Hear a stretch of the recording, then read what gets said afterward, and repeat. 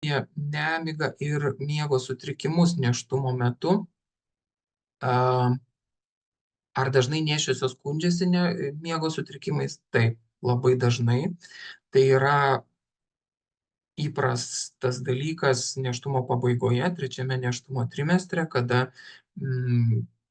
fizinė kūno forma stipriai pasikeičia, atsiranda didelis pilvas ir daugybė fizinių nepatogumų tiek dienos metu, tiek nakties metu. Tačiau ar visada šis dalykas jau įvardintinas ir kaip miego sutrikimas, kaip nemiga, tai pabandysiu ir panagrinėti šiame pranešime. Miego sutrikimų dažnis nurodomas įvairus pagal klinikinės studijas priklausomai nuo pasirinkto vertinimo, kas yra vertinama kaip miego sutrikimas. Tai nuo 20 iki 60%, kiek teko skaityti vieną tokią metaanalizę, tai yra daugelio klinikinių tyrimų apžvalga, tai ten dažnis buvo pateikiamas maždaug per vidurį, apie 38%. Tai iš tikrųjų gana dažnas sutrikimas ir gana aktualus dalykas nėštumo metu.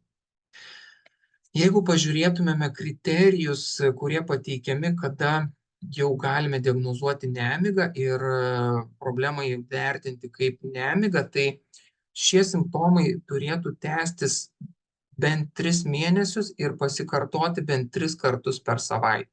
Tai reiškia, kad tai yra gana ilgai trunkantis sutrikimas.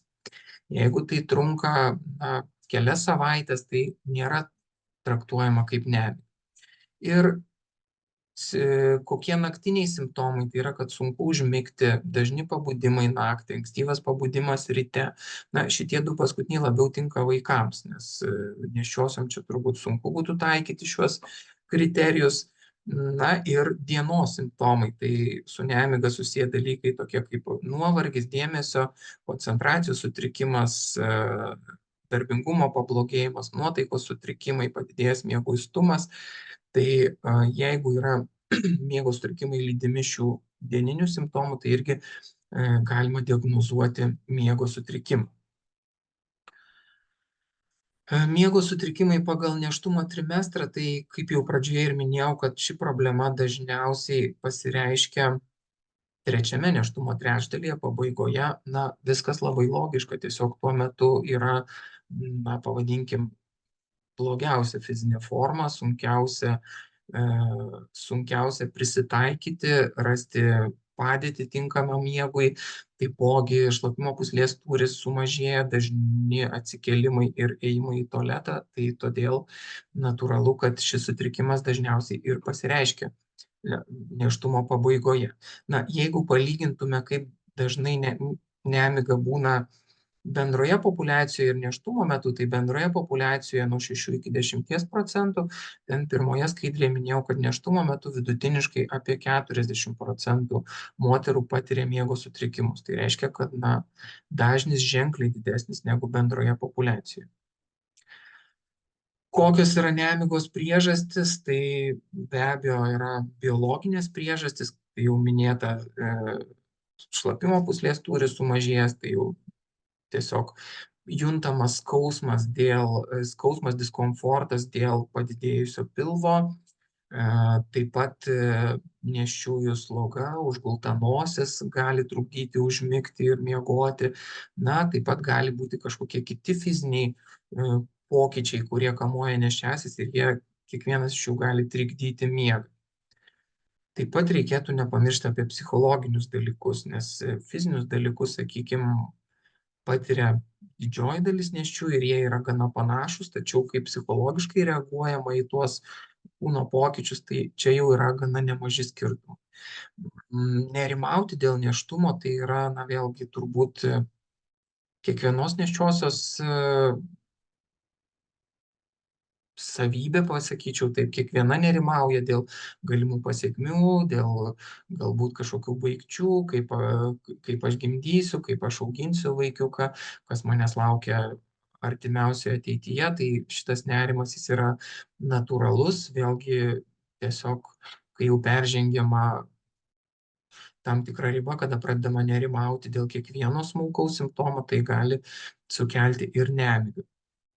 Taipogi, disfunkcinis elgesys arba problemos, pavadinkim taip, katastrofizacija, ar ne? Nes, bendraujant su nėščiosiom matau, kad viena sako, taip nemiegu, man nepatogu, pilvas didelis, bet, suprantu, kodėl, žinau, kad tai laikina, praeis ir nieko tokio, tiesiog susigyvenau su tuo.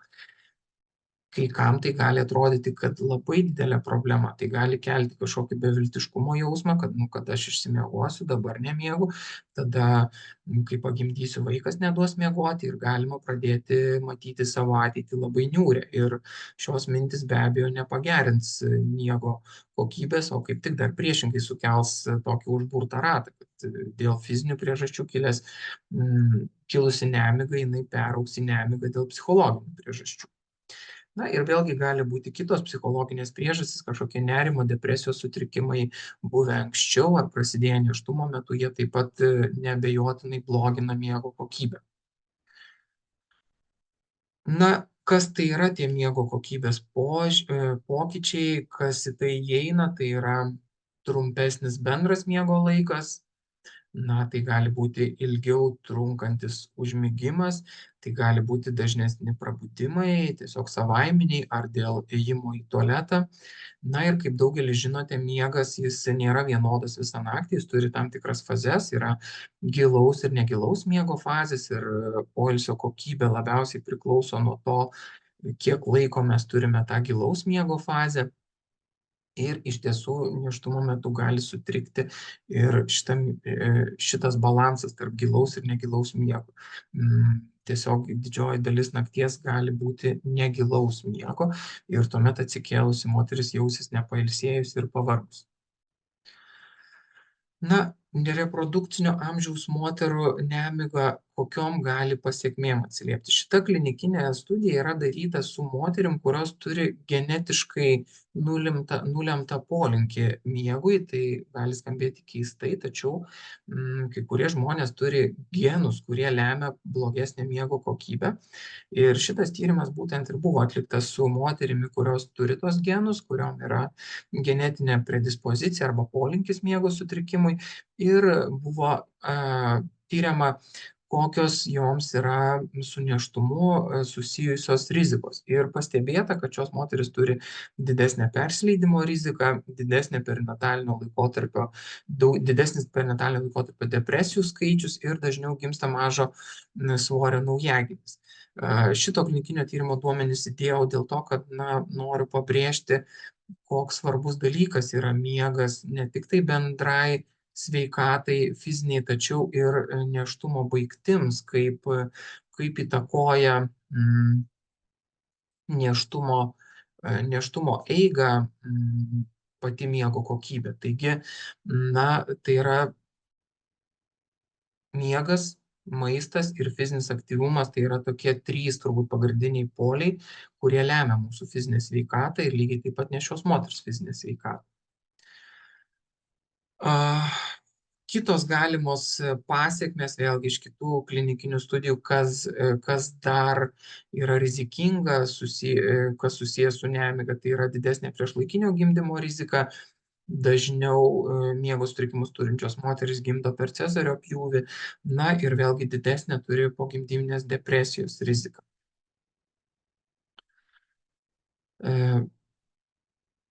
Nemiga visada turi ryšį su kitais psichinės sveikatos sutrikimais. Ir vėlgi čia rodiklės, pažymėjau į vieną pusę, tačiau be abejo jos yra abipusės. Viskas gali prasidėti nuo nerimo sutrikimas sukelti nemigą ir taip pat depresiją.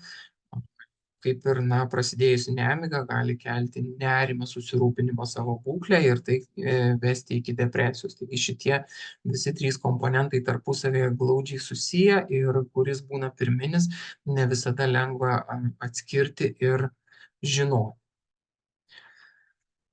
Kiti galimi miego sutrikimai nėštumo metu tai yra knarkimas dėl pakilusios diafragmos, dėl pasikeitusios kvėpavimo funkcijos, taip pat miego apnėja, tai yra laikinas kvėpavimo sustojimas miegant, kas gali būti susijęs su vaisiaus hipoksija, kažkokiu tai laikinu deguonies trūkumui vaisių, tai irgi gana pavojinga būklė.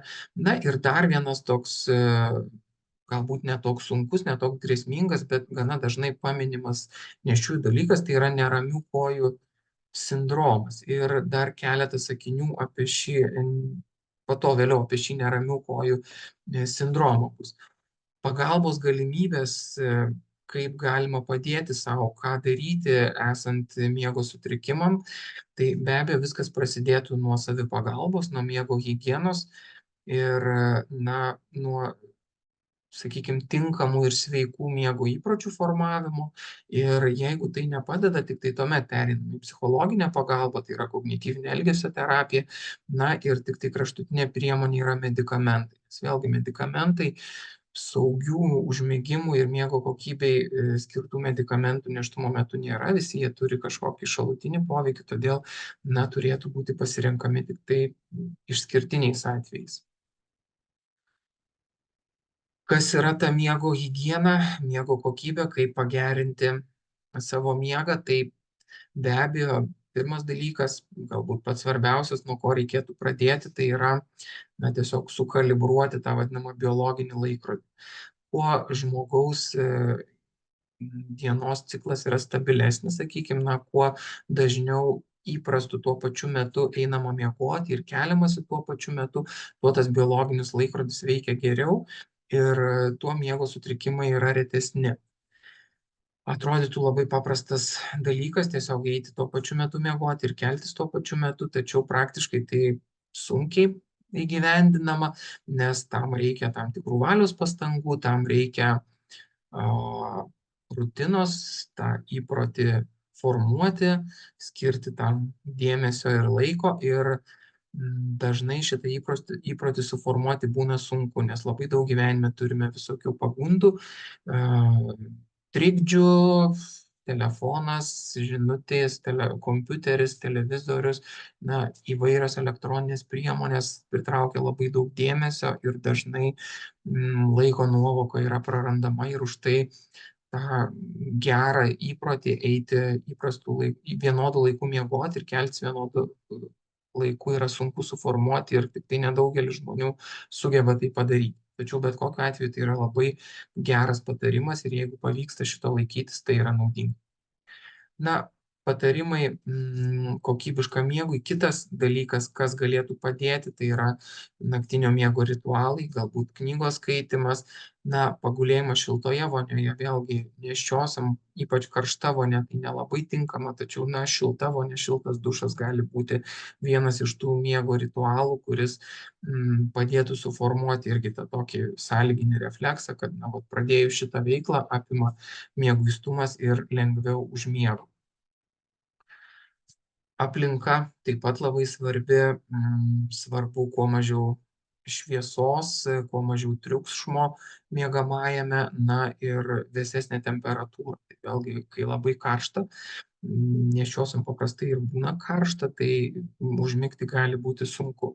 Nežinau, dėl papildomų priemonių, ten akių raištis, ausų kamštukai, pats nesu naudojęs niekada, tai nesu tikras, ar tai labiau erzina, ar labiau padeda. Tai vėlgi čia turbūt individualu kiekvienam, jeigu yra miego sutrikimas, gal vertėtų pabandyti, tačiau ar tai veikia, ar tai trukdo, negaliu pasakyti.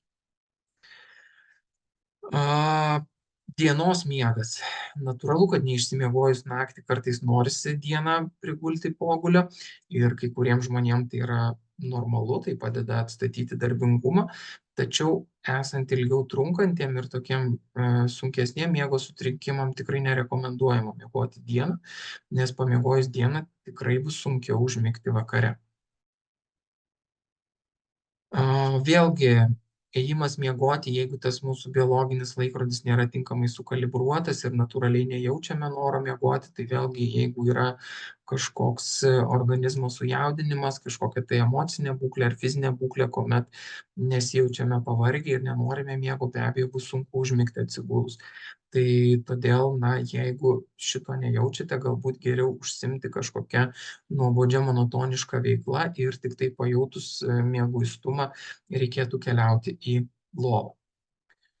Na vėlgi, kam naudojam miegamąjį ir kam naudojam lovą. Tai jeigu miegamajame valgome, dirbame kompiuteriu, žiūrime televizorių, be abejo, mūsų smegenys tam tikrų laipsnių užsiprogramuoja tom veiklom ir iš tikrųjų gali būti sunku užmigti, nes tiesiog kol smegenys persijungia į tą ramybės režimą, gali praeiti laiko. Tai specialistai rekomenduoja, kad lova turėtų būti naudojama miegui ir intymiam bendravimui. Na, dar kai kurie pažymi sirgimų. Jeigu sergame ir jaučiamės blogai, irgi lova ir miegamasis puikiai vieta, kur galime leisti laiką. Na ir dar vienas dalykas - fizinis aktyvumas, taip pat labai svarbus. Fizinė veikla, reguliarūs pratimai nėštumo metu, tai yra ne mažiau kaip 5 kartus per savaitę, ne trumpiau kaip 30 minučių. Jie ir bendrai psichologinę būklę pagerina ir taip pat pagerina miego kokybę. Tik tai dėl sportavimo laiko tai nerekomenduotina sportuoti likus 3-4 valandom iki miego ir geriau tą daryti pirmoje dienos pusėje. Na, vėlgi įvairūs stimuliatoriai. Tikėčiau, kad didžioji dalis nėščiųjų nenaudoja tokių stimuliuojančių medžiagų kaip nikotinas ar alkoholis. Na, kofeinas vėlgi 4-6 valandos prieš miegą rekomenduojama nenaudoti. Tai taip pat gali sutrikdyti, prailginti tiek užmigimo laiką, tiek bendrai sutrikdyti miego kokybę. Taigi šios visos savipagalbos priemonės yra pirmo pasirinkimo dalykas, ką galite padaryti. Galbūt kiekviena ras savo, kas jai yra priimtina, kas ne. Na, jeigu sutrikimas pasireiškia ilgesnį laiką ir sukelia kažkokiu tai labai ryškių gyvenimo kokybės pokyčių, tai tuomet galima pildyti miego kalendorių. Ir tada, tariantis jau konsultuojant su specialistais, su neurologais, miego specialistais, gali praversti miego kalendorius tam, kad įžvelgti kažkokias tai problemas, priežastis, kas sutrikdo tą miego kokybę. Medikamentai, kaip jau minėjau, dėja kažkokių labai saugių vaistų, kuriuos galima būtų rekomenduoti nėščiosioms, nėra. Ir jie skirtini tik tada, kai kitos priemonės neefektyvios. Vėlgi, kalbant apie tai, kad miego sutrikimai dažniausiai būna nėštumo pabaigoje, tai nėštumas tikrai kažkada baigsis, tai netrunka labai ilgą laiką ir paprastai iki medikamentų vartojimo neprieinama. Tačiau jeigu yra miego sutrikimai lydimi kažkokiu tai kitų psichikos sutrikimų, depresinių kažkokių epizodų ar nerimo sutrikimų, tai tuomet tikrai gali būti skiriami medikamentai. Apie neramių kojų sindromą, kadangi kartais girdžiu iš nėščiųjų tokį nusiskundimą, tai nutariau keletą sakinių ir apie tai pasakyti. Tai jis pasitaiko statistiškai apie trečdalį nėščiųjų ir vėlgi simptomai lygiai taip pat ryškesni yra nėštumo pabaigoje, trečiame nėštumo trečdalyje paprastai išnyksta arba bent jau pagerėja po gimdymo. Kokia sutrikimo priežastis, neaišku. Tai gali būti hormonų pokyčiai, kai kas ieško priežasčių geležies trūkume. Na, vėlgi tyrinėjamas ir genetinis polinkis, galbūt yra kažkokie genetiniai dalykai, kurie lemia šį sutrikimą. Simptomai gali pasireikšti tokiu nevalingu kojų judinimu, gali būti kažkoks dilgčiojimo jausmas blauzdose, gali būti niežulys, skausmas, pulsacija, tas vadinamas muselių vabaliukų bėgiojimas kojose ir visa tai taip pat gali kelti nerimą, gali erzinti, gali trikdyti miego kokybę. Ar yra kažkokios pagalbos galimybės? Vėlgi čia sprendimai tokie riboti. Pirmiausiai tai vėlgi lygiai ta pati miego higiena, sveiko miego įpročiai. Fizinė veikla, tokia kaip joga, vandens procedūros, įvairūs užsiėmimai nėščiosiom baseine arba tiesiog vaikščiojimas gali pagerinti situaciją. Na, vienas iš rekomenduojamų dalykų tai yra geležies papildai, kadangi prie ligos priežasčių yra svarstoma, kad galbūt tai susijęs su geležies deficitu, tai geležies papildai gali būti skiriami. Jie ne visada gelbsti, ne visada padeda, tačiau kaip galimybė turėtų būti pabandyta. Tačiau geležies papildai turėtų būti skiriami tada, kai atliekami kraujo tyrimai, kada įvertinamas hemoglobino kiekis, feritino kiekis kraujyje, na ir įsitikinus, kad šių dalykų trūksta, tuomet geležies preparatai gali būti skiriami. Tokios priemonės kaip magnio vartojimas, folio rūgšties ar kažkokiu ten kalcio, kitų papildų mikroelementų vartojimas, dėja, čia efektyvumas neįrodytas. Galima bandyti skirti, bet tuomet poveikis bus toks pat kaip placebo, tai reiškia, apie 15% vartojančių padės, kitom nepadės.